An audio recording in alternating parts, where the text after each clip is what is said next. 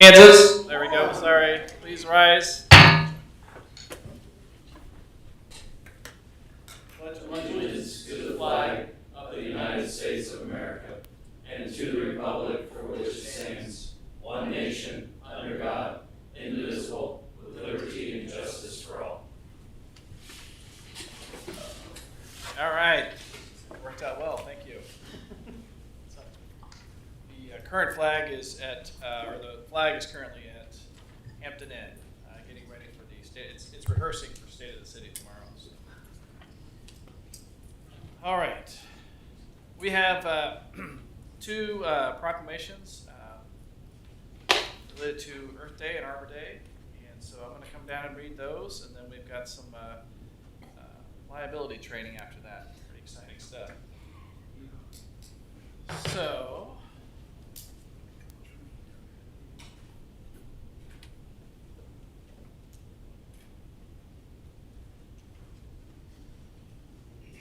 all right. Jason, I believe this is right for you. So, our first proclamation. Whereas for 55 years, Earth Day has led the world in raising awareness and taking action on critically important environmental issues. And whereas on April 22nd, 2025, Earth Day will celebrate its 55th anniversary, with 192 countries and over 1 billion people around the globe expected to participate. This demonstrates how the diverse Earth Day movement remains dedicated today as it was back in 1970, bringing everyone together for a better future. And whereas we recognize that our actions today significantly impact the health of our planet, its ecosystems, and all forms of life that depend on a healthy environment. And whereas Earth Day is an opportunity to renew our commitment to preserving and protecting our Earth through community service, responsible stewardship, and daily practices. And whereas the theme for Earth Day 2025, Our Power, Our Planet, encourages communities worldwide to embrace renewable energy and work toward tripling clean electricity generation by 2030. Now therefore be it resolved that I, Todd Winters, Mayor of the City of Gardner, Kansas, do hereby proclaim April 22nd, 2025 as Earth Day in the City of Gardner, Kansas, and encourage all citizens to become engaged in local and global efforts to preserve the Earth's health, beauty, and resources today and for future generations. And then kind of along the same theme, whereas in 1872, the Nebraska Board of Agriculture established a special day to be set aside for the planting of trees. And whereas this holiday called Arbor Day was first observed for the planting of more than 1 million trees in Nebraska. Whereas Arbor Day is now observed throughout the nation and the world. Whereas trees can be a solution to combating climate change by reducing the erosion of precious topsoils by wind and water, cutting heating and cooling costs, moderating the temperature, cleaning the air, producing life-giving oxygen, and providing habitat for wildlife. And whereas trees are a renewable resource giving us paper, wood for our homes, fuel for our fires, and countless other wood products. And whereas trees in our city increase property values, enhance the economic vitality of business areas, and beautify our community. And whereas trees, wherever they are planted, are a source of joy and spiritual renewal. Now therefore be resolved that I, Todd Winters, Mayor of the City of Gardner, Kansas, do hereby proclaim April 25th, 2025 as Arbor Day in the City of Gardner, Kansas, and urge all citizens to celebrate and support efforts to protect our trees and woodlands. There we are, all right. Next up, we have City Attorney Dink. We have Public Official Liability Training and Coma and Cora Overview. Thank you, Mr. Mayor. This is, the two agenda items are agenda items which are being presented at the request of our carrier, Midwest Public Risk. I think some of you who've been on the governing body a little longer than others will have seen this video that they suggest that we present. It's about a 15-minute video, and so we're going to go ahead and play that, and then I'm going to cover some slides which it is really Kansas specific relative to public official liability, and then also briefly touch upon the Kansas Open Meetings Act and the Kansas Open Records Act. So Renee, go ahead and start the video.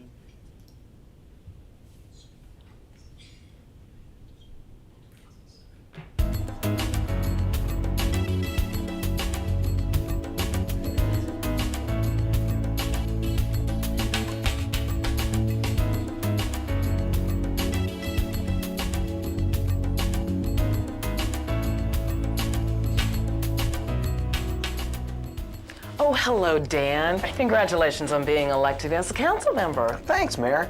I'm real excited about attending my first meeting and being sworn in, although I'm a little nervous. Nervous? About what? You were elected by a landslide. Well, there are several things I'd like to accomplish, but I'll be the first to admit I have a lot to learn. I don't want to end up like former Councilman Smith. I want to have a successful term, but I don't want to end up being sued. Hi, Dan. You'll be joining us tonight. Hey, Bill. Hi, I'm Margaret Taylor. I've been a council member here with the City of Cottonwood for 10 years and mayor for the last 2. During my time with the city, we have made a lot of progress, but also a few mistakes. Certain members of the council have created messy liability situations that have cost the city a great deal of money, hurt our public image, and stalled important projects. And in some situations, elected officials have paid personal liability claims out of their own pockets.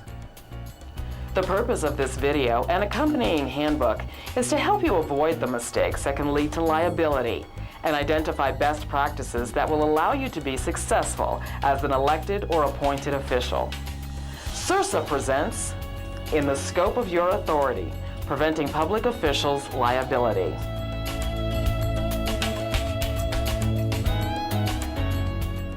That's a lot of good information. Well, thanks, Bill. I'll see you tonight. All right. Oh, Mayor, do you have a few minutes to discuss some of those past mistakes? Sure, Dan, come on in. Thanks. Have a seat. Thank you. You referred to Councilmember Patrick Smith. He promised during his campaign he would never allow Megamart to build a store in Cottonwood, and he was pretty vocal about it.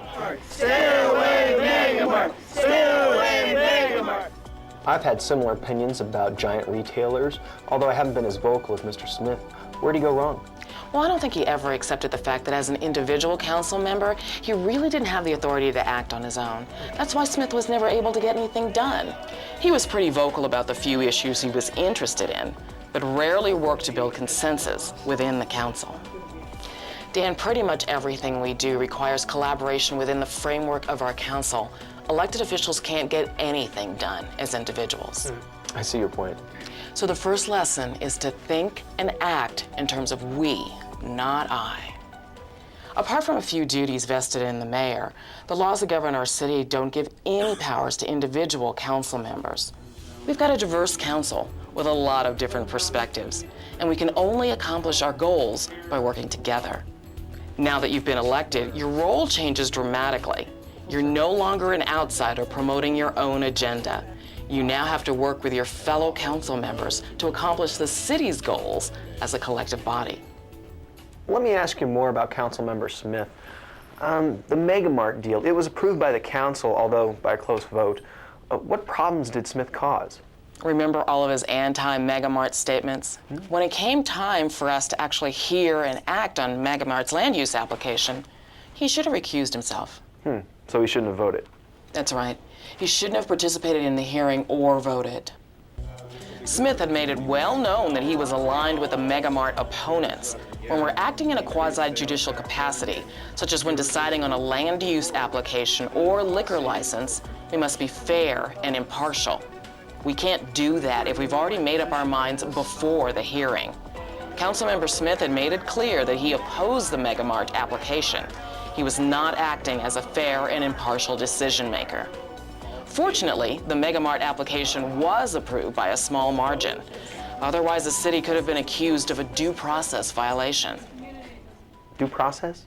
Yes, the U.S. Constitution guarantees the right to a fair hearing as part of an applicant's due process rights. During my campaign, I talked with a lot of my neighbors who are also anti-growth. I expressed to them my concerns about protecting our small businesses from giant retailers. Will that prevent me from voting on similar issues? Well, the question is, if one of those big retailers comes before the council with a land use application, can you be fair? Can you make your decision based only on the evidence you hear and the requirements of our land use code? And can you set aside your previous discussions with your neighbors? I can't ignore my neighbors. They elected me to represent them, not ignore them. I'm not saying ignore your neighbors, but when an application is pending, you should not have discussions with anyone outside of the hearing. Our city attorney calls these discussions ex parte contacts. Your decision in a quasi-judicial matter must be based on the evidence presented. So when your neighbors want to speak with you about a pending application, explain to them it's inappropriate for you to talk about the issue outside the hearing. Suggest that they come to the hearing so their concerns can be heard. Well, last year I called Councilman Miller and asked him to vote no on the pit bull ordinance. Did we engage in an improper ex parte contact? No, that was a different situation. The council's consideration of a pit bull ordinance was a legislative matter. They were not dealing with the rights of a specific applicant under an existing law. The council was considering a new citywide law, so they were acting as legislators. Lobbying and other ex parte contacts are acceptable in the legislative context. But when you're in a quasi-judicial role, you've got to think and act more like a judge and refrain from engaging in or allowing ex parte contacts. It makes sense when you put it that way. It's important not to base my vote on my biases or prejudice and only consider the evidence presented at the hearing, like a judge. Exactly. The other thing to keep in mind is to make sure you have no conflicts of interest when you're voting. If you were appearing before a judge and you learned he had financial or other conflicts of interest, you'd expect him to recuse himself, wouldn't you? Well, sure. Well, people who appear before us in a quasi-judicial matter expect the same. To be unbiased decision makers, we must be free from conflicts of interest. If we do have a conflict, we need to declare it, recuse ourselves, and not participate in the hearing or decision. I think I understand. I think I recall reading in the paper about another incident involving Patrick Smith. Oh, that was probably the lawsuit involving our library expansion. The council had selected a very qualified contractor to manage the project. Smith was always hanging around the construction site, thinking it was his job to micromanage the project. Needless to say, Smith ended up in a verbal confrontation with the contractor.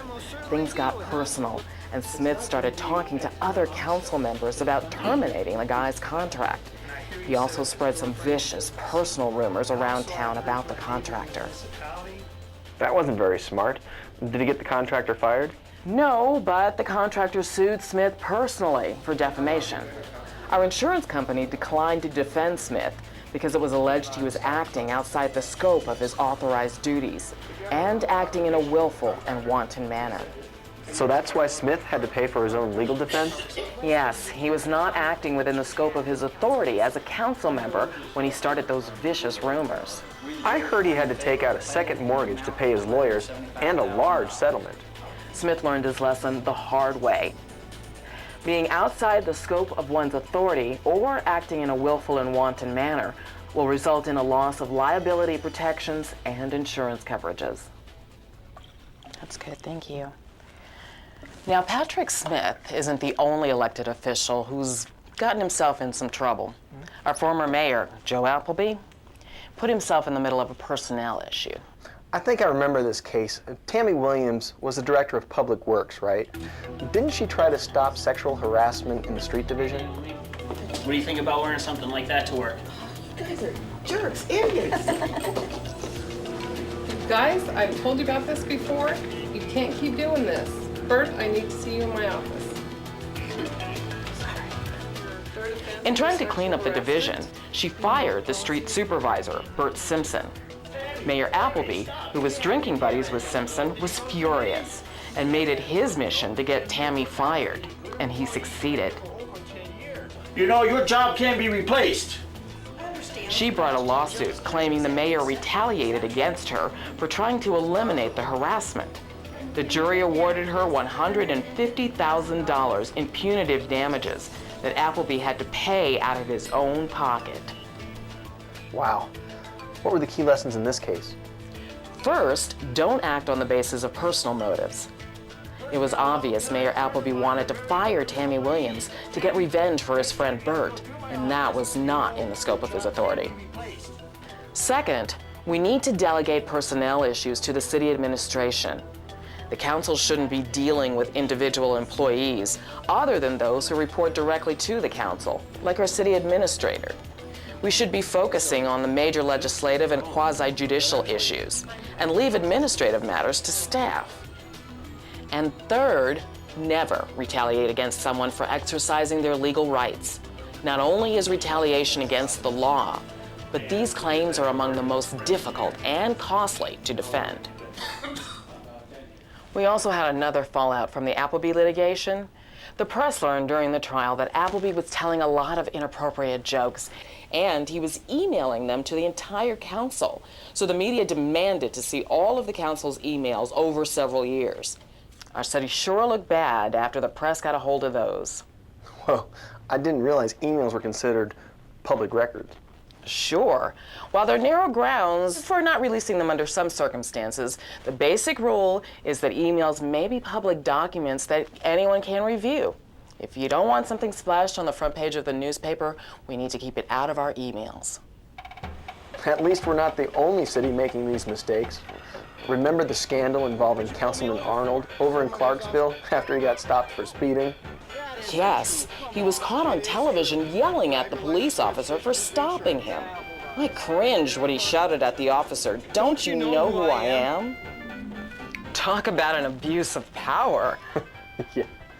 And that brings me to perhaps the most important lesson. As elected and appointed officials, we must use our powers wisely and with civility. To misuse our position is absolutely improper and is not within the scope of our authority. We shouldn't try to put ourselves above the law or try to get some sort of special privilege because of our position. Explain what you mean by acting with civility. Well, as elected officials, we're perceived as holding the most powerful positions in the city. Because of that perception, our words carry a lot of weight. A harsh or ill-considered comment from any of us, especially if made public, can be extremely harmful to our employees' morale, as well as our public image. I once heard Appleby refer to our female employees as the staff hotties. It was embarrassing. Also, we should not participate in or encourage staff bashing in public meetings. We need to keep the focus on issues, not personalities. And then during Tammy's lawsuit, some of the jokes the mayor told during executive sessions were made public. We took another bashing in the press for those. Negative behavior like that can affect our entire organization. If we set a bad example at the top, we can't be surprised when it filters through the entire workforce. I'm so glad we've moved on from those days. Well, this is eye-opening and a little frightening. Do we have any protections from liability? Yes. Fortunately, we live in a state where our liability protections are strong. For one thing, we have an excellent Governmental Immunity Act. Our Public Officials Liability Handbook has a good summary of our liability protections. But to retain these protections, we must stay within the scope of our authority and not act in a willful and wanton manner. You've used those terms before. What would be considered willful and wanton? Well, the actual legal definition is found in the handbook, but basically, it's the kind of conduct that got Appleby in trouble. When he got Tammy fired, he was more than reckless in disregarding her legal rights, purposely trying to damage her career. Do we have any other protections? Sure, we have excellent personal immunities recognized by our courts when acting on legislative and quasi-judicial matters. But we do not have strong immunities when dealing with administrative problems. That's another reason why we need to stay out of administrative issues. Got it. Let the city manager do his job. And finally, we've got good insurance coverage, but that coverage only applies when we act within the scope of our authorized responsibilities and does not apply to punitive damages, as Mayor Appleby learned. I see how these are all interrelated. Best practices, liability protections, and insurance coverages. And each area calls for us to meet certain standards of conduct. As long as we meet those standards of conduct, we should be okay. I think you've got it, Dan. Thanks, Mayor. I really appreciate you taking the time to share your knowledge so I don't have to learn the hard way. Thanks for your insights. You're very welcome. And one of the other best practices we've put into place is liability training. We hold a session every year for our council members, boards, and commissions. We have a session scheduled next month. Great. I'll be there. Great. Hey, thanks again, Mayor. Absolutely. Dan's a sharp guy. I think he'll make an excellent council member, as long as he follows these best practices. Think and act in terms of we, not I. When acting in a quasi-judicial capacity, be fair and impartial. Don't make up your mind before the hearing. Base your decision on the evidence you hear at the hearing and the applicable law. Don't participate in the hearing or the decision if you have a conflict of interest, and don't engage in ex parte contacts. Refrain from personal or retaliatory actions. Focus on key legislative and quasi-judicial issues and leave administrative matters to the staff. And maximize your liability protections by staying within the scope of your authority and avoiding willful and wanton conduct. I hope this video has helped you identify how to stay within the scope of your authority as an elected or appointed official, maximize your liability protections, and enhance your effectiveness as a civic leader. Good luck.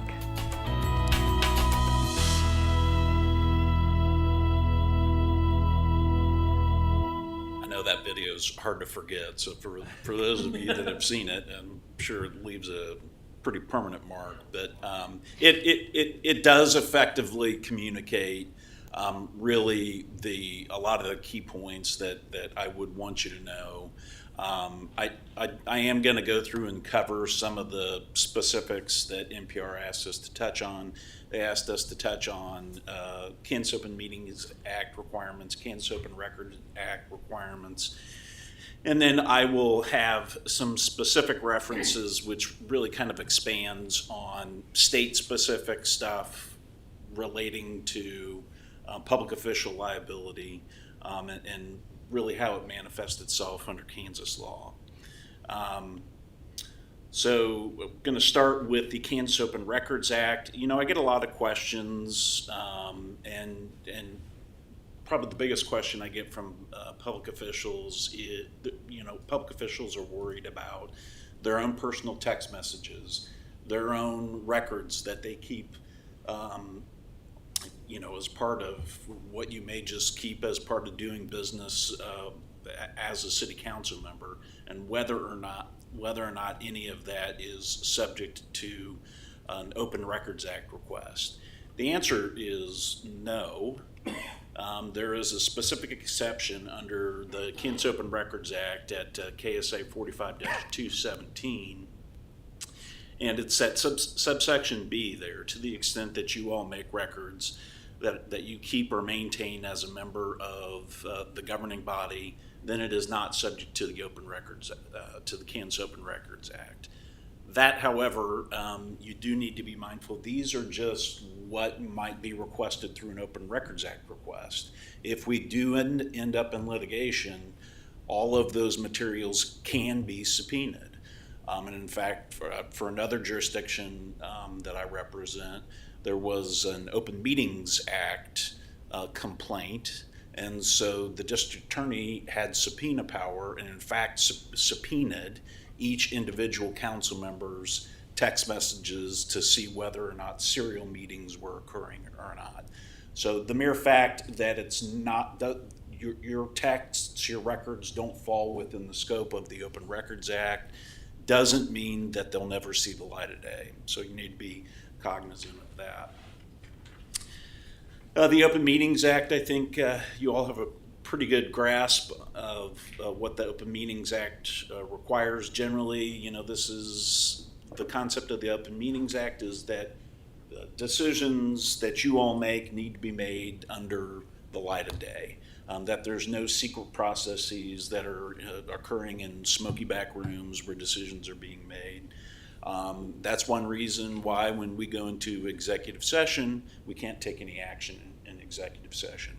You all can build consensus, but to the extent that formal action needs to be taken, it has to be taken out here in open session.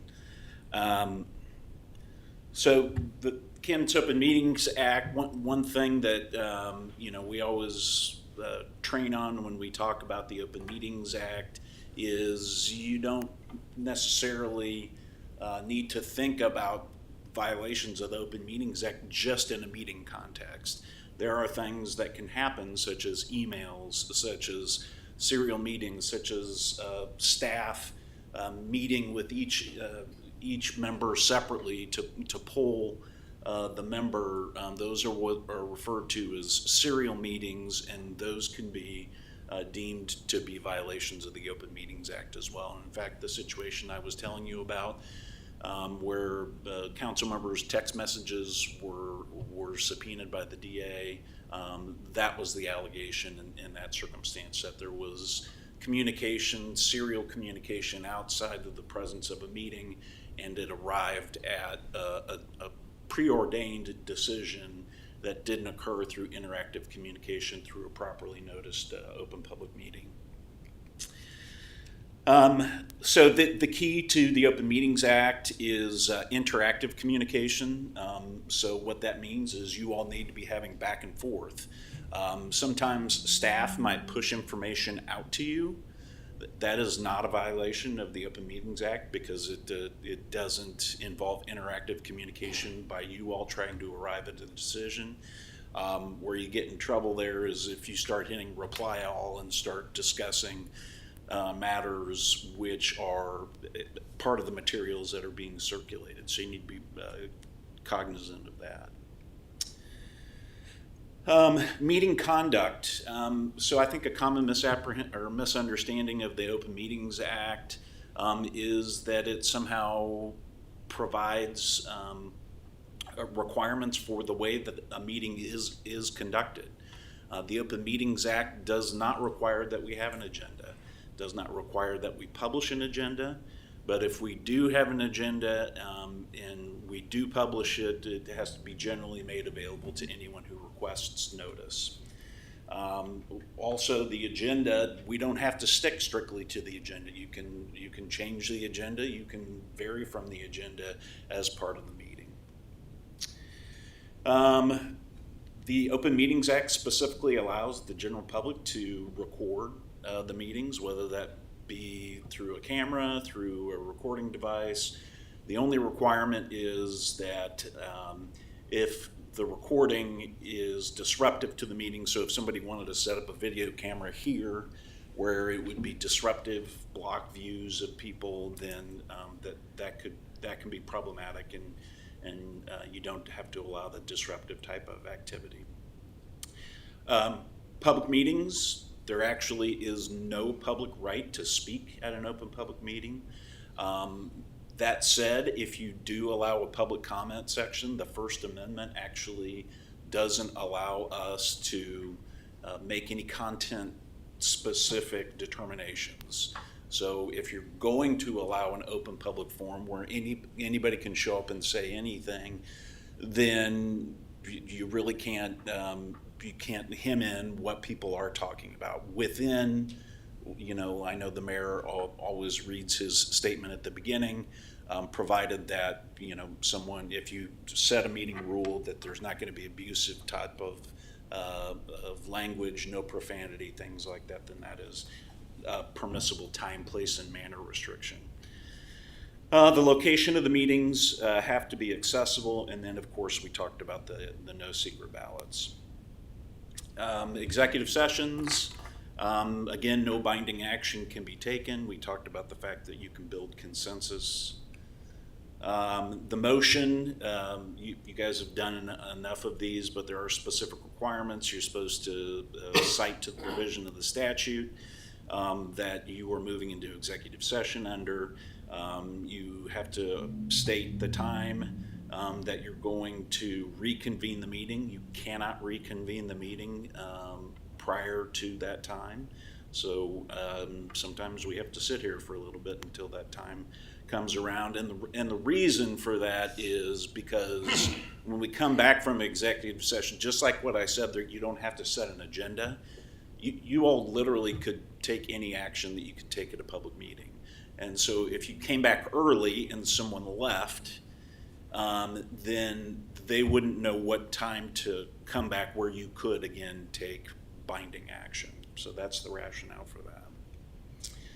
Okay, the Kansas Tort Claims Act, this really, the exceptions to liability under the Kansas Tort Claims Act, the video talked about the Colorado equivalent to the Tort Claims Act. Really, the same types of provisions exist within the Kansas Tort Claims Act relating to liability.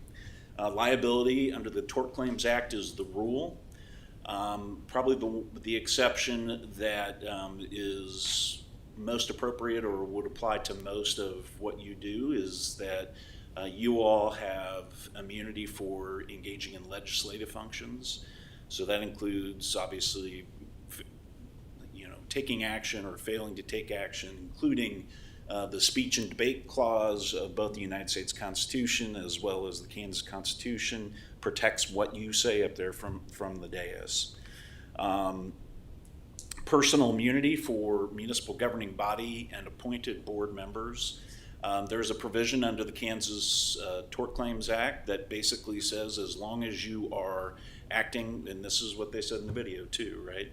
As long as you are acting within the scope of your office and you're acting without actual fraud or malice, then you cannot be personally liable for negligent or wrongful acts or omissions as a governing body member. If that doesn't mean you can't subject the city to liability, but in terms of being held to account as an individual where you could be individually on the hook, then the Kansas Tort Claims Act does provide you with some protections there. The Kansas Tort Claims Act also requires that to the extent you are acting within the course and scope of your position as a governing body member and the city does get sued or you get named individually in the suit, the city is compelled to come in and indemnify you and provide you with a defense, meaning hire a lawyer for you. Again, the exceptions to that would be what they talked about on the video. If you're acting outside of the scope of your authority, or if you're acting, in this case, with actual fraud or malice, pretty much no insurance policy out there is going to cover fraud. Same with punitive damages. There's no insurance policy out there that is going to cover a claim for punitive damages. So this is the Tort Claims Act. There is a specific provision that municipalities can't be held liable for punitive damages. So there is that protection under the Tort Claims Act, and there is a cap on damages of $500,000. So there are potential federal claims. In the video, you heard them talk about a claim where someone was sued for due process violation. That would be a claim under what we refer to as Section 1983, which is basically a statute which allows individuals to bring lawsuits based upon alleged constitutional violations. So whether they're claiming First Amendment, equal protection, due process, whatever that may be, Section 1983 gives an individual a vehicle to seek monetary damages. Unlike the Tort Claims Act, you can be named individually under a Section 1983 claim.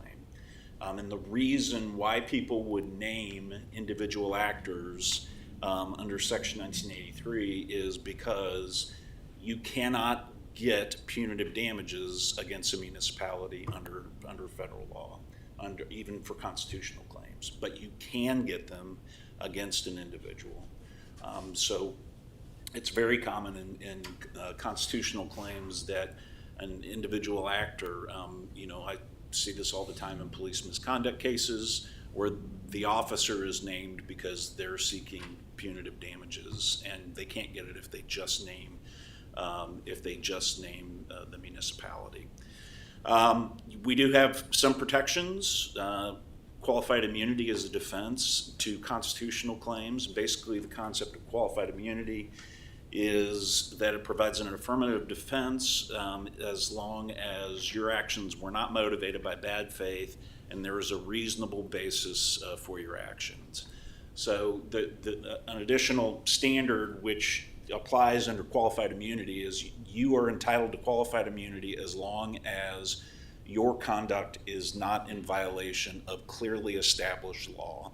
So clearly established law means there's got to be a case pretty darn close to on point, usually from the U.S. Supreme Court, or we're in Kansas, we're in the 10th Circuit Court of Appeals, where there's a specific case where you should know, based on the holding of that case, that the action that you took was in violation of the law or not. As long as you don't violate those standards, you're entitled to qualified immunity. Qualified immunity actually isn't just an immunity from liability, it's an immunity from suit. So you can raise that early on in the case and get the case kicked out even before, we get into things like written discovery and taking depositions and things like that. So it is a powerful protection. And the philosophy as to why qualified immunity exists, why the U.S. Supreme Court, it's a concept that's gone back decades and decades, is that if you didn't grant qualified immunity, you would discourage people from engaging in public service. So I think that's the presentation. If you all have any questions, be happy to try to field those for you. Thank you, Ryan. Council, have any questions or comments? Are they coming out with a newer video at any point in time? Older? The featured VHS tapes in the video really aged it a little bit. Pager? It was good information. I appreciate it. Okay. It is time for public comment. And members of the public are welcome to use this time to make comments about city matters or items on the agenda not part of a public hearing. If you wish to come forward, please limit your comments to 5 minutes or less. There is a 5-minute time clock on your left.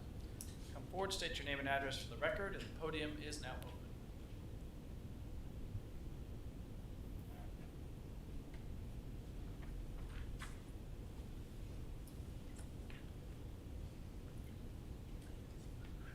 Mr. Mayor and Council, thanks for talking to me tonight. I am Rick McConnell. I'm an attorney with Kutak Rock, who is your bond counsel firm. Normally, you would be hearing from Tyler Ellsworth, but Tyler unfortunately has left the firm for a new opportunity. He's going to go in-house with a telecom company. It's a great opportunity for him. This is my first day at Kutak, but I've done this stuff for 25 years. My colleague, Emma Kate, is in the back row, and so we are here for you. Appreciated getting to talk to Matt. He's brought us up to speed on some fun things that are going on in Gardner. So we just look forward to working with you, and I just want to say hello. So thank you. Thank you. Thank you for introducing yourself. You've seen lots of you, I'm sure.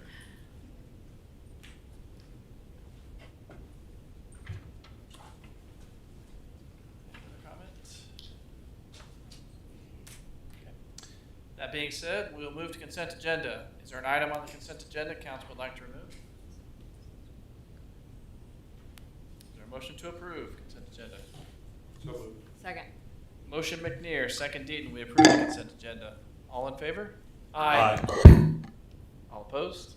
Abstain? Consent agenda passes. Planning and zoning consent.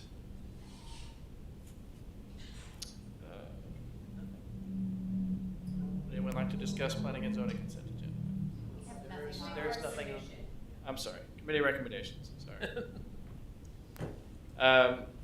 Committee recommendation number 1, consider adopting 3 ordinances approving a rezoning from RUR, Country Rural District, to AP Planned Agricultural District, an associated preliminary development plan, and 2 conditional use permits for the construction of 2 electric substations on 11.17 acres located at 17955 Clare Road. Maggie, welcome. Good evening, Mayor and members of City Council. Before you this evening are several applications related to the development of 2 substations, one for Evergy and one for the City of Gardner Electric Division. The development requires 3 separate ordinances for your consideration. Do you have this slide with the graphic? Thank you. The subject property is outlined in red, and it is on the east side of Clare Road at 17955 Clare. The property is currently zoned rural residential in the county and is proposed to be rezoned to planned agriculture.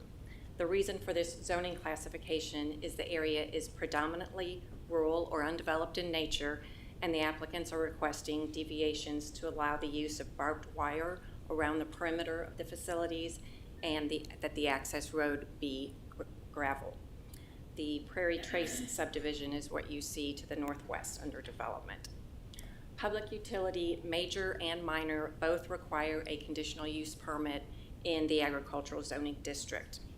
The Evergy substation is outlined in blue.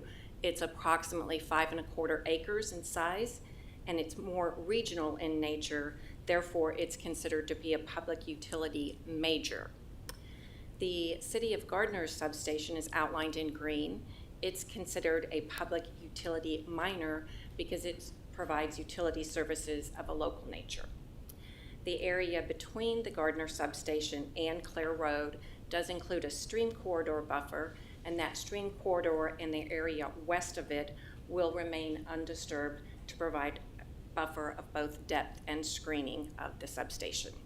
The yellow area outlined is the proposed access road.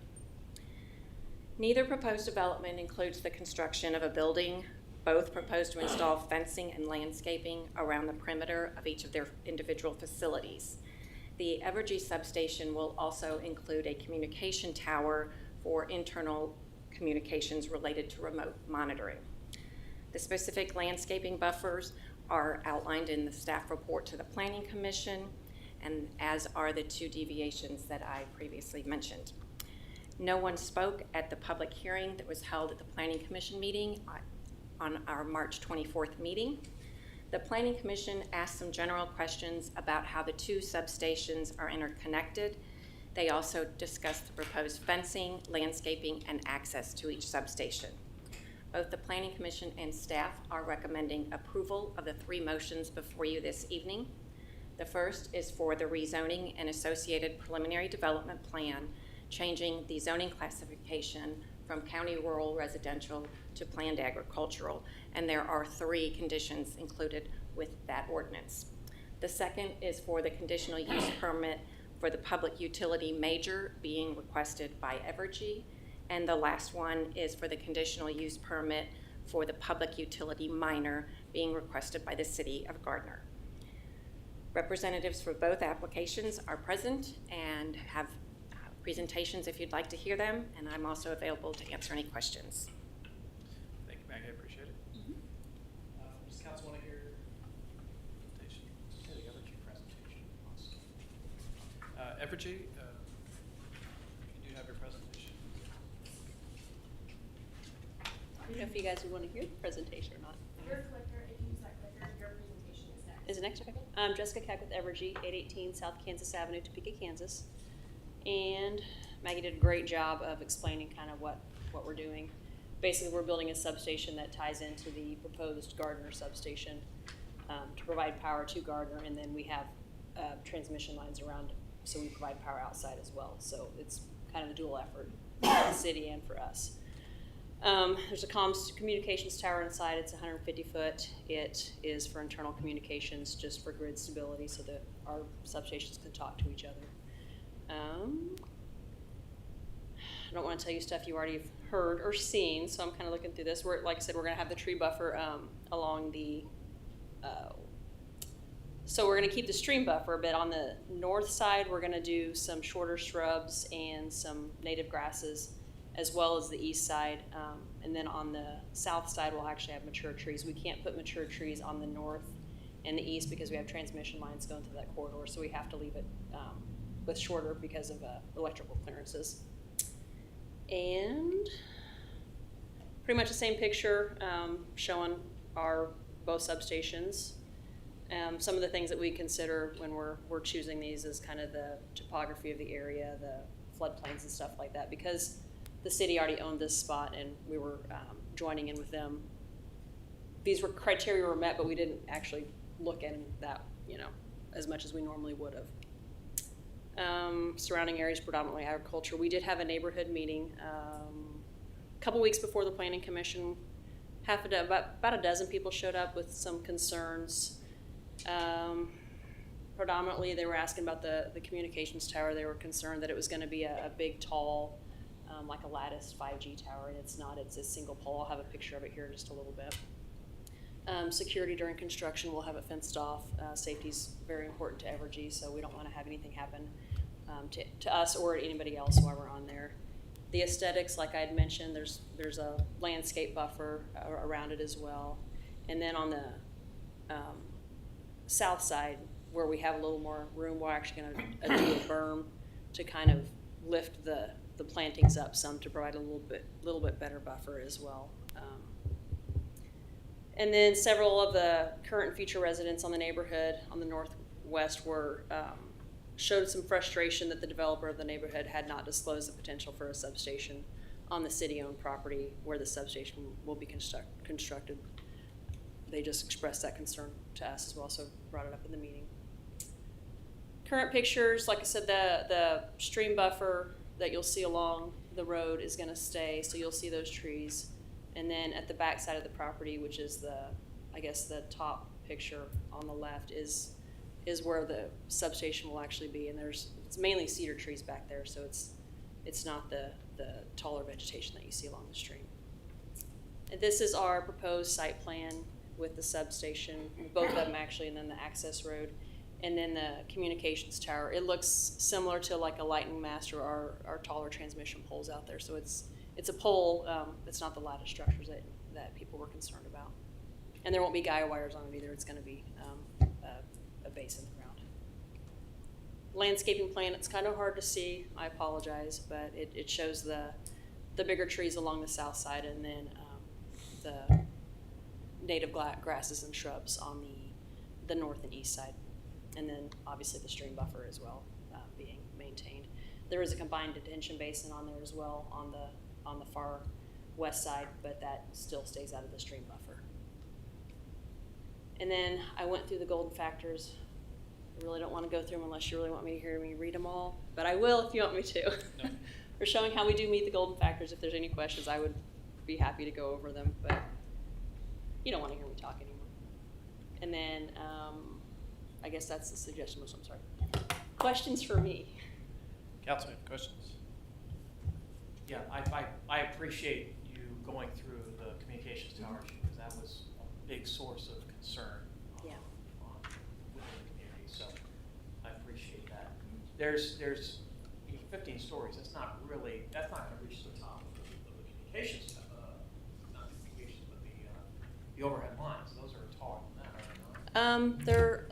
Actually, the overhead lines are probably about 100 feet, so it's going to be a little taller than that. A little taller, okay. All right. And then it's on the west side of the property, which is the lowest elevation, I'm assuming. Well, the west side up there. Of our property, yeah. Of the substation, so it's actually not in the middle of the property, but it is at the lowest point, so it should be. Well, and it's going to have some of the tree buffers around it too, so we're hoping that kind of helps break it up. Yeah, okay. No, is there going to be a flashing red light at the No, top of it? should not. Correct? It won't be? It's under 200. You're good. Yep. Okay. I wanted to verify. No, there will not be a flashing Because light. typically, when you're that close to a flight line. Right. And then we ran it through FAA. Anything over 200 foot has to have it. Yeah. And then anything that, exceeds the clearances requirements will have it as well, but this one does not. We've already ran it through. So. All right, thank you. Mm-hmm. Thank you very much. Anything else? Appreciate it. Thank you.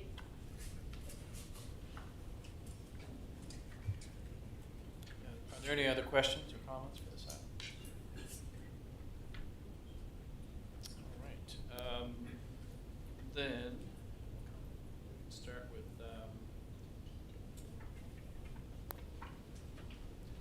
ordinance number 2833, preliminary development plan. Is there a motion? So moved. So moved by McNear. Second. Second by Deaton. We adopt ordinance number 2833, an ordinance changing the zoning classification of certain lands located in the city of Gardner, Kansas, under the authority granted by Title 17 of the Municipal Code in the city of Gardner, Kansas. City Clerk. Councilmember Deaton. Yes. Councilmember Meade. Yes. Councilmember Shute. Yes. Councilmember McNear. Yes. Councilmember Baldwin. Yes. Mayor Winter. Yes. Always wait just in case, but yeah. Ordinance number 2833 passes. Do I have a motion for the conditional use permit Evergy Emerald substation? So moved. Motion Shute, second McNear. We adopt ordinance number 2834, approving conditional use permit 25-305-00001 as recommended by the Planning Commission. Councilmember Wee. Yes. Councilmember Shute. Yes. Councilmember McNear. Yes. Councilmember Baldwin. Yes. Councilmember Deaton. Yes. Ordinance number 2834 passes. And finally, do I have a motion for conditional use permit Gardner Substation number 4? So moved. Second. Motion Baldwin, second Deaton. Yep. We adopt ordinance number 2835, approving conditional use permit 25-305-00003 as recommended by the Planning Commission. Councilmember Shute. Yes. Councilmember McNear. Yes. Councilmember Baldwin. Yes. Councilmember Deaton. Yes. Councilmember Wee. Yes. Ordinance number 2835 passes. Thank you. Thank you, Evergy, for coming this evening. Thank you. Presentations. Okay, no old business. Moving to new business. Kellen, new business item number 1, consider adopting a resolution approving the 2026-2030 County Assistance Road System Program. Good evening, Mayor and Council. Every year, the city has to prepare a 5-year plan for the County Assistant Road System, or CARS program. The county administers this program. Annually, they typically give up to 50% of funding for eligible arterial road system projects for various cities throughout the county. The proposed 5-year plan is in the packet, and the only particular one that is of note is the 2026 project submittal. That's the one the county will actually look at for this year's cycle to determine whether they're going to fund that or not.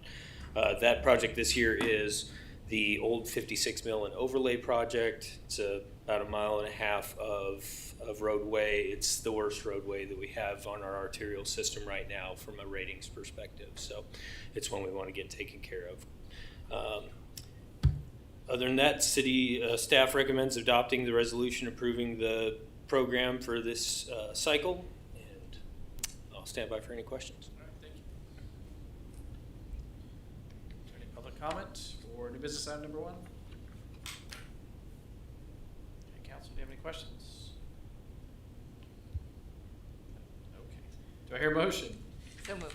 Second. Motion Deaton, second Shute. We adopt resolution 2168. Resolution approving a 5-year program for road improvements from 2026 to 2030 within the city of Gardner, Kansas. Councilmember McNear. Yes. Councilmember Baldwin. Yes. Councilmember Deaton. Yes. Councilmember Wee. Yes. Councilmember Shute. Yes. Resolution 2168 passes.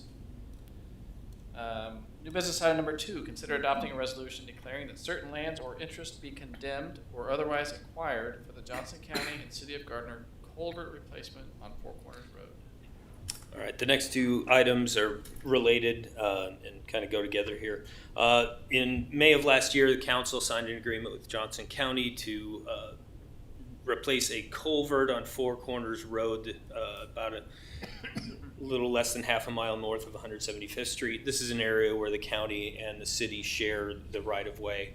The county is prepared to do pretty much the entire project. They asked us to acquire additional right-of-way on the city side. We've spent the last about a year trying to get that right-of-way acquired in order to move the project forward at this point. We'd like to begin the process of condemnation in order to kind of jumpstart either the negotiations or get that acquired. This first piece is a resolution declaring the necessity and authorizing a survey for the lands in order to begin kind of that process. Any public comment for new business item number 2? Council, do you have any questions on this item? Is the issue with the property owner the size of the right-of-way or the construction temporary?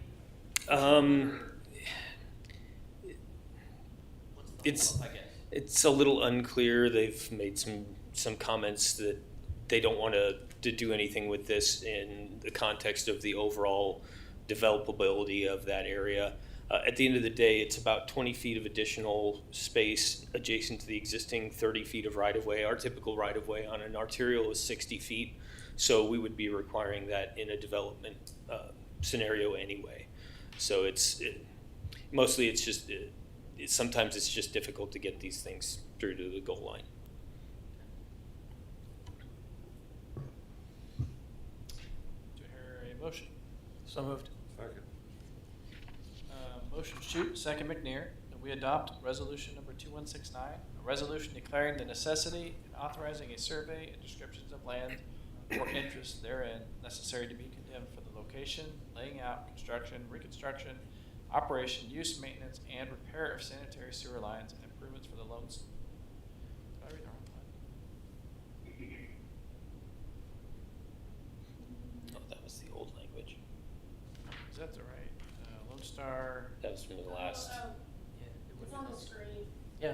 Yeah. It's the same. Yeah, It's the same. We've got the last one. It's got something about Lone Star. No, on the screen. It's not for Lone Star Prairie.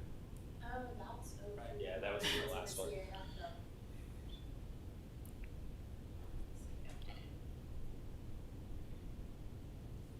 I just copy and paste right here.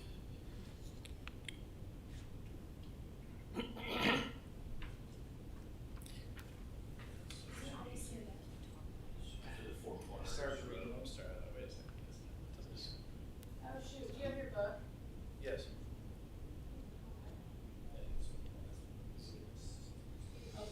Take three, make it two. The suggestion motion in ours doesn't say Lone Star. No, it does not. Correct. Yeah, that would be the correct one. And my book says it as well. Yours, but yours doesn't? It's on the. Yeah, the one I'm looking at says Lone Star on number 2. Which one are you looking at? Well, I was actually looking at 3. Hold on. Yeah, so I think. Oh, 2 has it, but 3 doesn't. Oh, that's about that. You're on 3. Oh, Read the one from 3. Yeah, because number 2, with the suggested motion of the CAF does say Lone Star. oh, That's why you're I said right. that. There we That's go. why. Got it. Yeah. So, So read number 3, but resolution number 2169. okay. Yeah. Oh, so it's gotta be reversed. Not reversed, just replaced. Okay. Into 2. Yeah.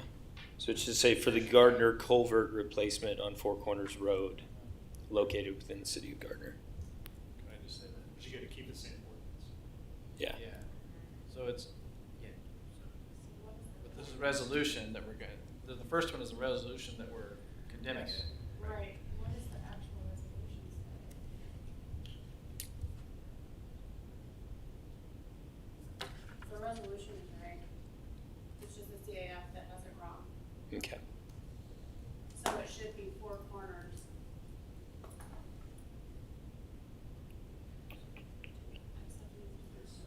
Here.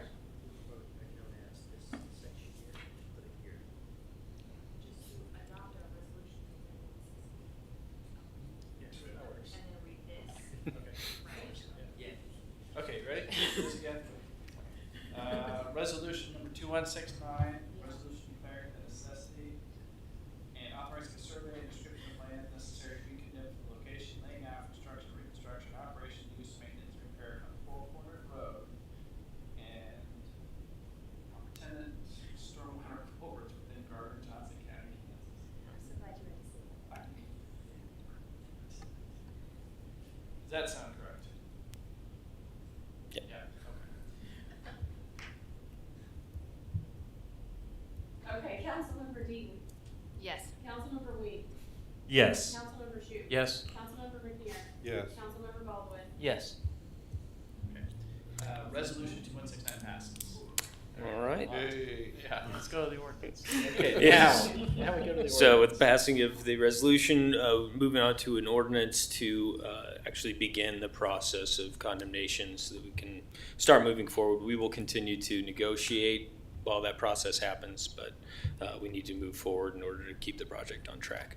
So staff recommends the council adopt the ordinance condemning the land and directing the city attorney to institute the eminent domain proceedings to acquire this property. Is there any public comment? Now that we've totally confused you. New business item number 3.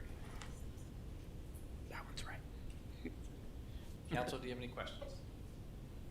Is our motion correct? The motion is correct. The motion is Jim, on this one, but similar to the others, just would you let us know if it actually goes to condemnation or not? Sure. Yeah. There's always been spotty communication. He's somebody that doesn't live around here, so he's difficult to get hold of.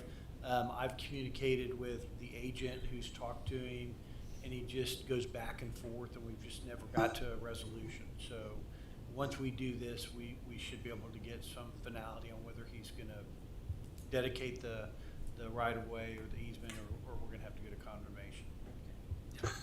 Thank you. All right. So do I hear a motion? Consider adopting an ordinance condemning land for the Johnson County and City of Gardner culvert replacement on Fort Worth Road. Motion? Second. Second, shoot. Okay, here we go. We adopt ordinance number 2836, an ordinance condemning land for the location, laying out, construction, reconstruction, operation, use, maintenance, and repair of a storm sewer improvement project known as the Johnson County and City of Gardner culvert replacement on Four Corners Road located in the City of Gardner, Johnson County, Kansas, and directing the city attorney to institute eminent domain proceedings as provided by law to acquire the tracts and parcels of land described in this ordinance. Councilmember Wee. Yes. Councilmember Shute. Yes. Councilmember McNair. Yes. Councilmember Baldwin. Yes. Councilmember Dean. Yes. Ordinance number 2836 passes. Thank you. New business item number 4, consider adopting a resolution determining the advisability of certain improvements in the city of Gardner, Kansas, and authorizing and providing for the making of such improvements in accordance with the findings of the governing body in KSA 12-6A01 at Seek, Tuscan Farm Phase 1B Special Benefit District. The developer and property owner for the proposed Tuscan Farms residential development has petitioned the city for the creation of Phase 1B Special Benefit District for infrastructure improvements. The SBD will cover approximately $645,000 in project costs, and the developer will use private funding to cover the remaining costs. The overall infrastructure costs are estimated to be about $1.5 million. The proposed resolution creates the Tuscan Farm Phase 1B Special Benefit District and authorizes the contribution agreement between the city and the developer. After the improvements have been constructed, general obligation bonds will be issued to provide permanent financing. The city will levy special assessments on the properties within the SBD to repay the debt service. It is staff's recommendation that you adopt the proposed resolution. Thank you, Matt. Is there public comment or new business item number 4? Council, do you have questions on this item? I'm going to ask the same questions I usually ask of a benefit district. I know that Mr. Bergdahl has a current benefit district at that location. We're good on payments, assessments have been paid on time. And We are now. we are now. Okay, but we were not before. There was a time, but I think it was more of an administrative error between the bank, or who he had paying on his behalf, but when we asked him to make it whole, he made it whole. Okay, all right, just making sure, because obviously we've had that situation in the past. I just want to make sure that we're not. And the other part is that we're not doing any overlays on existing residences, correct? This is going to be a separate. I believe that's the case. This is going to be a completely new phase. Yep. If you remember, there was 2 SBDs in the first phase, so there is one that goes over the entire property. Yep. So this will be combined with that. But when we looked at it and kind of negotiated what we'd be willing to basically do in this phase, we're trying to create kind of a ceiling based on the first phase of how high the special assessments are allowed. Yeah, because I've heard also that there have been some concerns about special assessments being increased on existing properties. And that's why most of the infrastructure this time around are being financed privately. And this is significantly smaller than the original request. Okay, yeah, I saw it was only $500,000, but I mean, I just wanted to make sure that we're doing this and making sure that the folks that we're doing the benefit districts for are paying their bills and making sure that they're on time. Mm-hmm. Okay. Just a couple of questions, man. I'm still a little bit new to the special benefit district. What happens if the development, this next phase, goes belly up or doesn't complete? Are we on the hook for that? It's kind of a multi-part answer to that. So in the past, when we've had a developer kind of go bankrupt, the city has to carry those costs for a while, but then eventually the property will go to tax auction. And then when it's sold at tax auction, there is a chance that we'll recover those funds. Sometimes it happens, sometimes it doesn't. So and then the new owner would go on paying the rest of the specials. So there is a little bit of a risk here, is that correct? Yes. Yes, there is. And the second question that I wanted to make sure of, this is a new home development, correct? This is phase 1B of an existing one that started. Right, for new construction. Yes. Is the developer disclosing to the buyers that their purchases are going to be subject to special assessments? They're required by law to. Okay. Not always sure that happens. Or it's clearly communicated. I think the problem that was happening in the past is that you would have a set of special assessments that were put on the property. They were disclosed. But then there would be a second special district put on top of that, special benefit district put on top of that. And those were not necessarily disclosed before the property was purchased because they weren't there when the property was purchased. Well, Steve, I can also tell you after retiring from 23 years in the real estate business and selling new homes for 3 years in 5, 6, and 7, 2005, 6, and 7 here in Gardner, people are very surprised the first time they get the tax bill and their mortgage payment goes way up. They didn't realize the tax assessments were based on lot prices, and now they're being taxed on a full-size home in arrears, and it's a big surprise. And in most cases, it's just they didn't ask the right questions and really didn't understand how it worked. Any other questions? Do we hear a motion? So moved. Second. Motion McNair, second Deaton. We adopt resolution 2170, determining the advisability of certain improvements in the city of Gardner, Kansas, and authorizing and providing for the making of such improvements in accordance with the findings of the governing body, KSA 12-6A01, at Seek, Tuscan Farm, Phase 1B, Special Benefit District. Councilmember Shute. Yes. Councilmember McNair. Yes. Councilmember Baldwin. Yes. Councilmember Deaton. Yes. Councilmember Wheat. Yes. Resolution 2170 passes. And finally, new business item number 5, right-of-way abandonment. Good evening again.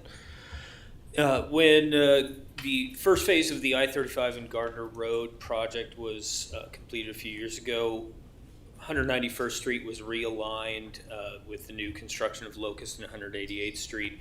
The remaining right-of-way that is still in existence for 191st Street, it's now just grass, basically. The city has no further use for it. KDOT has completed all of their right-of-way acquisitions for the future full interchange and also does not require any of this right-of-way. In these kind of instances, the right-of-way is typically just quit claimed back to the adjacent property owner from whom the right-of-way was acquired in the beginning.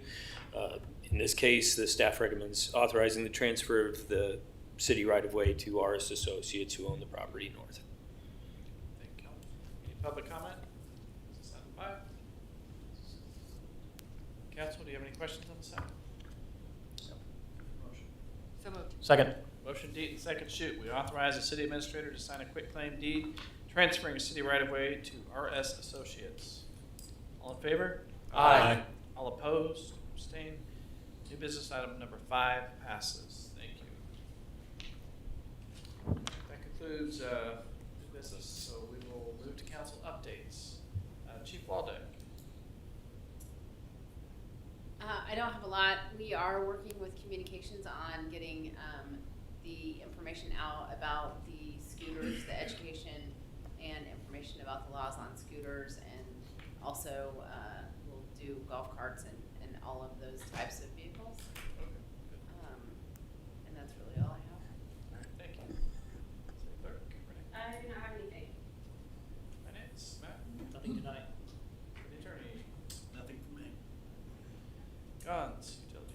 Nothing tonight. Jason, Parks and Rec. Nothing from me. Dave. Community Development.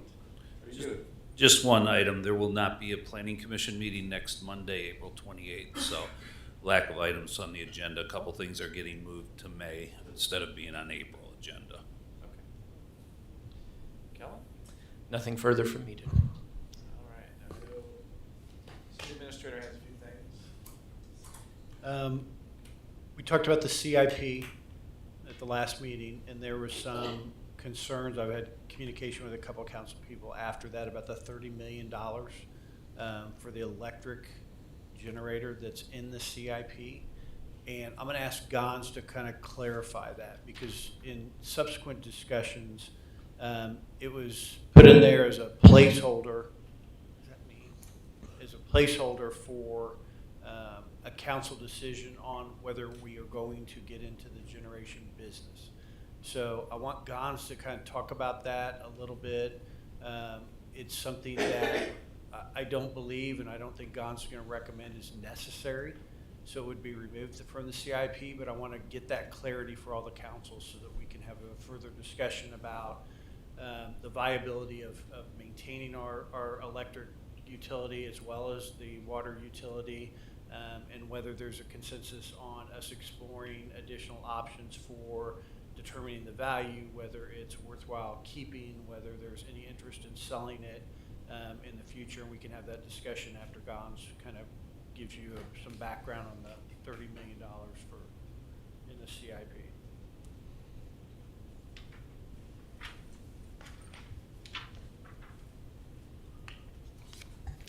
Good evening, Mayor, Council. So, as a little background, back in the 1990s, the city acquired 2 gas turbines. Those gas turbines operated almost every day for the first 15 years or so. They were managed by KCP&L. When the city joined KMEA, the city was able to purchase power at a lower cost than the existing gas turbines. That's why we have a lot of PPAs. We have GRDA, WAP, we have Dogwood, we have the solar project in 2027. So the city, although we have the capacity to actually generate, it is cheaper for us to buy to buy energy from the system than actually self-generate. So when I joined Gardner, there was, I don't know if this is a true statement, they were saying that the city wanted always to generate in case of a blackout. So right now, we have once we do the upgrades, we'll have like 30 megawatts on both units. Our peak capacity last summer was 46.9 megawatts. Our average demand was 20 megawatts, and the average summer demand was 25 megawatts. So with both units, we can generate most of the power if we have a blackout. So the question that I had was, does the city want to have enough generation to provide power during a blackout? If we're peaking at 45 and we have 30 megawatts, there's a gap of about, 19 megawatts? So the idea of that CIP is, do we want to put additional generation to cover a potential blackout? I've been here 10 years. We only had one blackout that lasted 1 hour. So it doesn't justify, in my opinion, putting additional generation for a potential event that is very slim. Gons, in regards to paper capacity, do we need the additional generation capacity? So right now, I don't know if you remember during the GRA presentation, we had excess capacity. Now, if we need to buy additional capacity to buy energy, we can buy paper capacity. Right now it's about $2, $2.5 per kilowatt month. So if we need additional capacity, we can buy paper capacity and then go and get the energy from the grid. But like I said, when I got here, said we always want to self-generate in case of a blackout. But that's spending a lot of money for a event that perhaps never happens. And the other piece of that is that I don't know, I know that, Mark, you've probably been more in tune with this than anybody else in the council, you know, but, I mean, I don't think that was necessarily a hard and fast requirement, was it? To have that? No, if you go way back to EUB days. Yeah. For guns, it was a goal, but we also didn't have the needs that we have now as far as, you know, demand wasn't nearly as high. I mean, everything was much smaller. Mm-hmm. And the idea was just adding the ability to have black start capability. I don't know if there was ever a goal to 100% be able to cover Replace generation. And then, of course, as we've grown, we haven't, you know, had that conversation ongoing. So I don't think it's really a hard and fast by any means. It's just a nicety. So with this enhanced interconnect capability that we're getting with Evergy, that will also help to alleviate some of this as well, correct?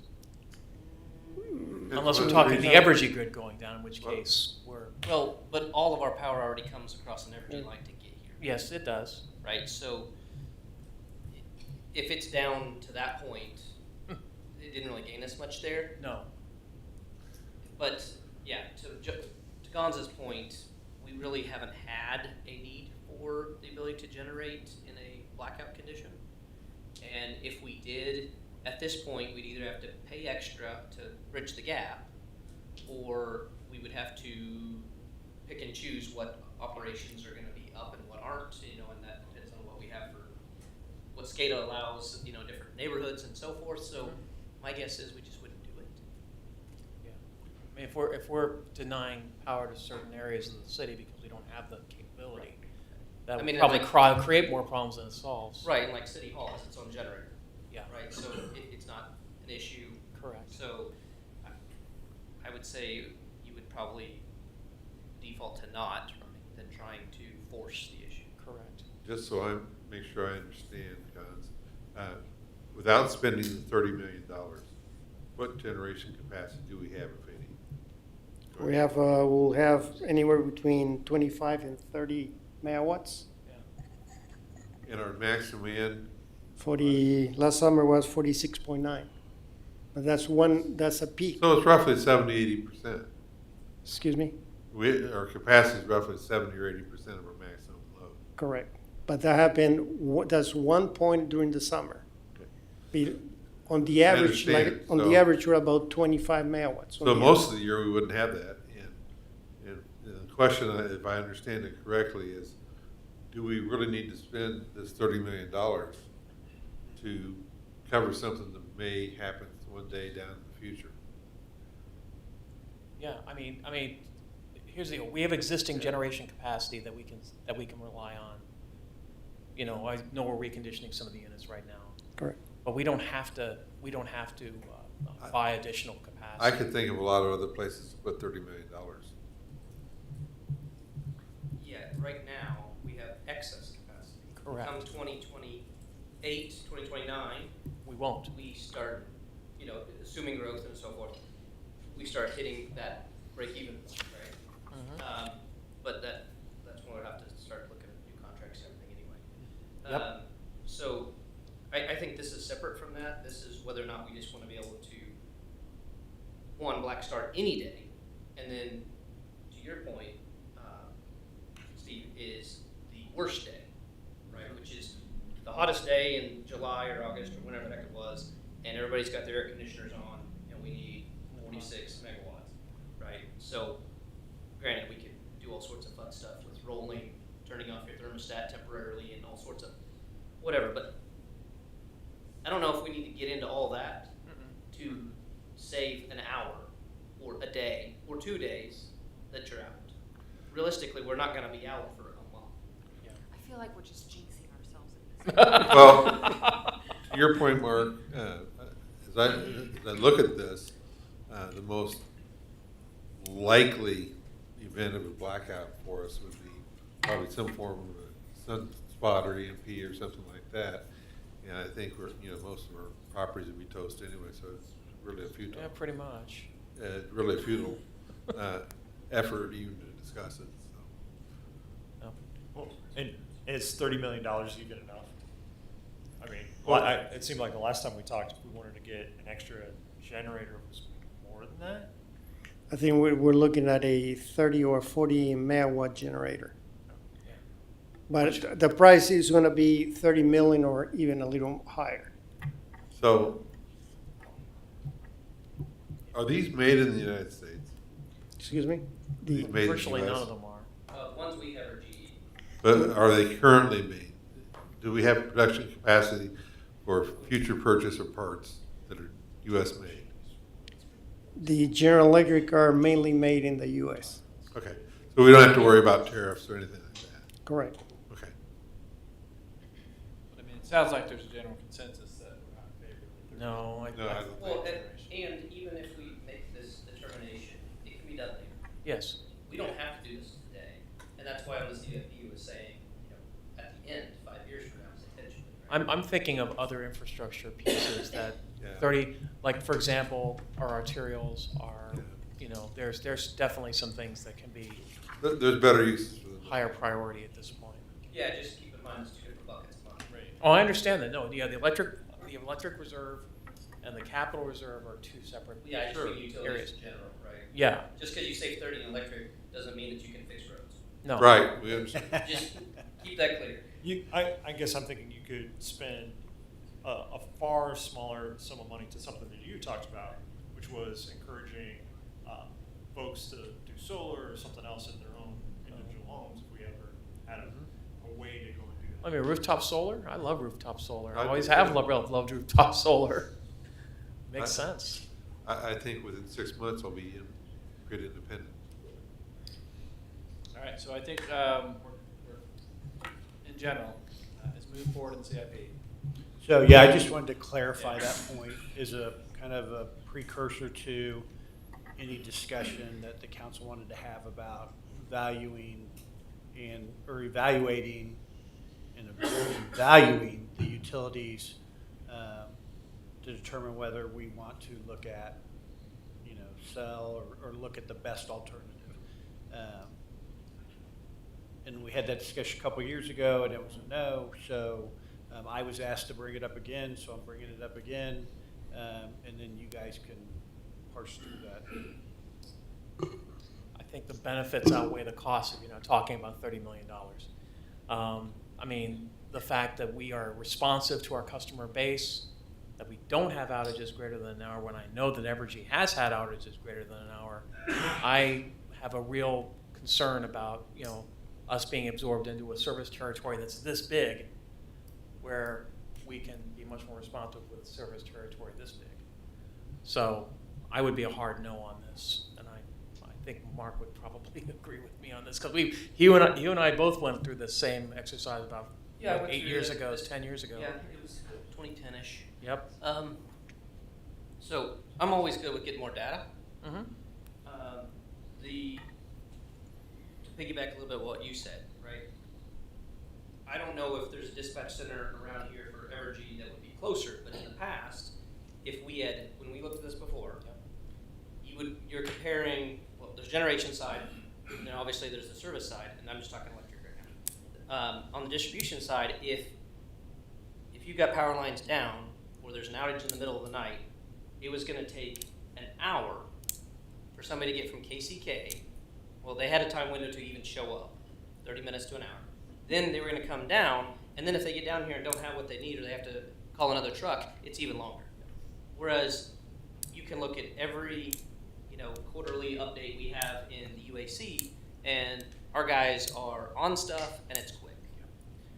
You look at every storm across the metro, when they talk about it, people out, and they go, Evergy has 600,000 customers out, or 60 over here, 22 there, and they're not talking about us, because one, we're not their customer, but a lot of ours is underground, and our stuff is fixed up quickly. So, in fact, we loan out half of our guys, right? If you become a small piece in that puzzle, we're not the most important piece all of a sudden. And employees now aren't guys that live here and want to work and make sure their house is on. So there's that aspect. You've got the generation side of it. We've talked a little bit contract-wise. And then you have, obviously water and wastewater. Wastewater doesn't make money, never has, never will. No one will want to buy it. Right? No one will buy it. Water can make money, but the biggest problem you have with any of these is all of our infrastructure is aging. And if there's anything that we're looking at for a replacement, whoever buys us would have to have the exact same replacement. Exactly. Right? So unless the number was huge for what we sell it for, if that ever happened, right? That's a one-time payment for you to sell out your ability to control anything with your utilities for eternity. And I guarantee you service goes down. Yep. I do. And we have the cheapest rates around already. They're going to go up, right? So I don't know what we would gain other than a one-time cash infusion. Now, again, I'm all for getting data. What I'd like to see happen if we could is to explore not so much selling or not selling. I don't think we're there yet. But what I'd like to have, we're looking at probably $40-50 million, $30 million just coming up fairly soon on the transmission line and intakes for the Hillsdale. And we've had many increases in the cost of substations. We got substation number 5 out there in the 4 or 5 year range. We really don't have, and what we've experienced in the last year or two is massive increases in the costs of doing these projects, and to the point where you can't really forecast what we would be spending. And my question is this: is it worth taking a look at the data, what it looks like if we retain these utilities versus if we sold them, and what impact would those have? The other thing we're talking about with these substations, tonight's came out that our entire city utility is fed by Evergy lines, and the big outages that Evergy has in storms is major transmission lines. So we would not be immune from that. If their transmission line that feeds us goes down, we're down. And so I'm just concerned about spending a bunch of money on something that we may not have to do and could maybe be spread out over a bigger rate base. I don't know if what we're looking to do here is prudent and sound versus not. And I just wanted to know if we could build a consensus to at least look at the numbers. I've got no problem looking at the numbers, Steve, but I also remember the winter of 2021 when, Texas got completely frozen out. We ended up having gas prices going through the roof. We'd have the same problem. And we'd have the same problem regardless of whether we were Evergy or whether we were exactly KMEA. All right. The difference is that when Evergy was when KMEA was getting pressure to go into rolling blackouts, we were able to say, no, we're not going to do that. And we were able to keep the lights on. Okay? We wouldn't have that kind of autonomy if we were going under Evergy. We would go into rolling blackouts. We would have higher rates because Evergy will be able to go to the KCC and say, we want higher rates for our utilities to offset the cost of that gas, for their gas power plants. So we're going to have a lower level of service and a higher cost, higher rates. We're going to be behind Overland Park, Olathe, all the big cities when it comes to getting our lights back on. I'll be willing to look at the numbers if they come back with something that's mind-blowingly huge for our utility, which I don't think they will. Then I think Steve, I think you're misunderstanding where I'm coming from here. I'm not being an advocate to sell these utilities. What I'm saying is, let's take a look at, from an outside third party, what it looks like if we retain them and spend the money. We've done that before. We've had that. Did we do it with the water? That study before. I'm talking with both utilities. Look at what the future costs and try to model that as best we can in the timelines you're talking about versus selling so that we have sound data and numbers to make a Okay, decision. the only two places where water would be sold to is either Water 1 or Water 7.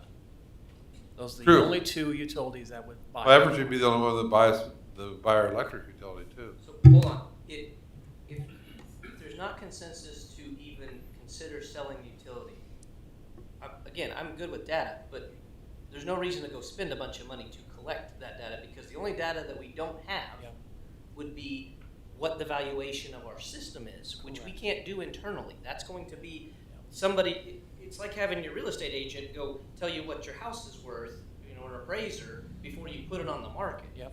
And even then, who knows if they even want our stuff? They barely even considered it last time. Yeah, I know. So, and that was only electric, really. But I'm just at a loss for what numbers we're trying to find here. I that's where I'm at. I don't know what data I'm hoping to look at to compare. Well, Because even if it's a huge sum of money, like you're talking about, Yeah. I mean, then you're Well, it's like, huge. okay, but what am I comparing it to? Exactly. I'm like I said, good with data, but what data is it that we want? And there are no numbers in a valuation that quantify customer service and the hometown and how quick we can get back on and Well, the intangibles. yeah. Yeah. And the other piece of this is that yes, prices are going up dramatically when it comes to capital equipment. We know that. We've experienced it firsthand. But so has Evergy. Evergy's experienced it as well. Every generator or distributor of power is having the same issue. Same with water. The difference there is we have a relatively small rate base as these costs keep going up to distribute that over these massive costs of construction. We're also not for profit. Yeah, but okay. Hang on. Let me finish what I'm saying. Uh-huh. So we have a smaller base to distribute that over versus Water One or an Evergy that gets delivered over a wider base. All I'm wanting to look at is before we start spending $50–60 million to invest in these utilities and the infrastructure. I'm not opposed to keeping them. I'm not opposed to selling them. I just want to know when we have an open-ended checkbook on these projects because of the cost of materials and labor for construction. We really don't know what this all is going to cost. And I just want to have something that we can, a benchmark that we can take a look at to make a decision. Is that a sound investment, yes or no? Okay, so a couple of things. One, IOUs are going to make 10 to 11% higher than us anyway. Okay, so that's an issue. Two, before I get to economy of scale, I don't think that there's any savings that we're talking about on this table anywhere, because you're talking about the big numbers, but those apply to everyone, whoever the owner is. It doesn't matter if it's Gardner Energy or Gardner Water or if it's Evergy or Rural 7. Everybody has that same price increase. They're buying from the same people, right? Same distributors. There's only so many people that make the pumps out at the waste treatment plant. So I don't think there's a difference in price there. And then as far as economy of scale, the proof's in the pudding. They have a larger base now. Yes, they do. And they cost more. Because now, part of that is because of Evergy having the power plant at Lacine and having to spend oodles of money to fix it up for carbon stuff about 12 years ago. And they have shareholders. Right, so Therefore, I don't know. It just seems like I don't think we can get a number that would tell us anything that doesn't cost us $100,000 minimum in a study. Which then we would take that to people that may or may not even want to buy us, so that we can get a worse service and a higher price for a higher price and no control. I don't think that makes any sense. If we can get a number because somebody wants to tell us something, hey, we love you guys, we'll pay you $38 million for you, that's great. But that's just a conversation, it's going to cost you $100,000 to $250,000 just to get studies. That's how much it cost last time. Yes. and we came back to the same conclusion that we didn't want to sell. Yeah, that's, I agree with Mark that more data and more numbers is fantastic, but not at the cost that we would have to pay for it when there's a consensus that we're not super interested in Okay. the end game of it. Good. Seems to be consensus, so, Jim? Anything else? No. I could talk about the fireworks thing. Let's wait on that. Let's wait on that. So Next meeting. So there's a committee that Briefly. briefly, there's a committee that they came up with a couple recommendations. One was to raise the permit fee to $1,500. I didn't get it on the agenda this time, but if we get any applications before council the next meeting, we'll hold them. So there won't be any negative impact on that. And then there was a minor adjustment with adding a provision for time, which is really simple. So I'll have that ordinance for consideration next meeting. And then there's a question of, should we do it? No. I'm just kidding. No. State allows you around now. Sale year round. Yes, I know. Sales. I know. Do you want to talk to the reason for the permit fee increasing? Oh, yeah, we can, it gives us an opportunity to talk to, or to have funds to do the good neighbor, to do any kind of public outreach, catch people doing the right thing, that kind of stuff gives us, yeah, certainly, if we can't get grants for the noise canceling headphones or The gummies for the gummies for the dogs, or the pets.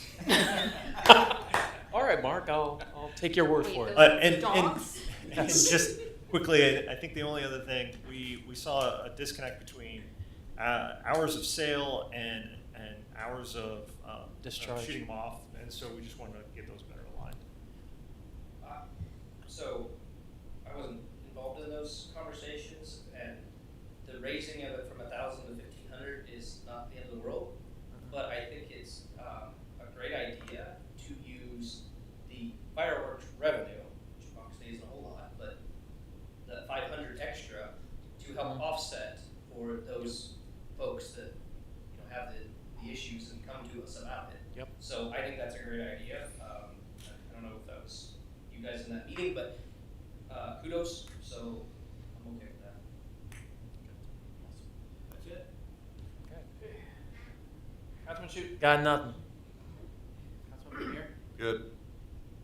Councilman Lee? No, thanks for everybody who came out and helped clean up the Greenway on Saturday. It was cold again, but I don't know how much trash we got, but I filled the bag. It was heavy. So.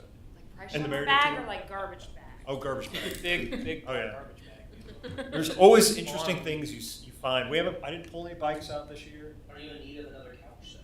No. Those couches. Those couches. I couldn't give them away. Nobody wanted them when they walked across, but they just needed a little bit of repair. Just a little bit. No, otherwise I'm good. Okay. Council Vice President? Council President? I'm good. Thanks. I also enjoyed Earth Day. Also filled the bag. There was a couple things, dead animals, some other things that some ladies fished out. Of course, yeah. So, but I mean, when you see, like, you don't think there's that much, but then when you see all the trash bags that get put on the sidewalk, it's like, wow, there was quite a bit down there. So it's a great thing.